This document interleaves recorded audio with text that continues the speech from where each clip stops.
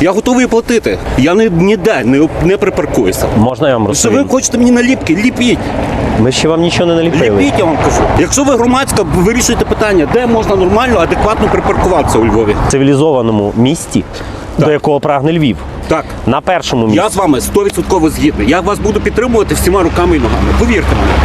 Не в тому, що я хочу порушити, а в тому, що я проїхав це 3 ряда і знайшов місце тут, щоб зайти в університет.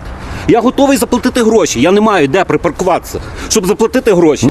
От, прошу. Щойно підписав документ. Поточно, так, підписали. Все. Підписав документи. Щойно був. Добре. Я для того, щоб підписати, елементарно підписати документ, я потратив 40 хвилин часу свого. При тому, що я міг спокійно зайти і вийти. Ви зі Львова.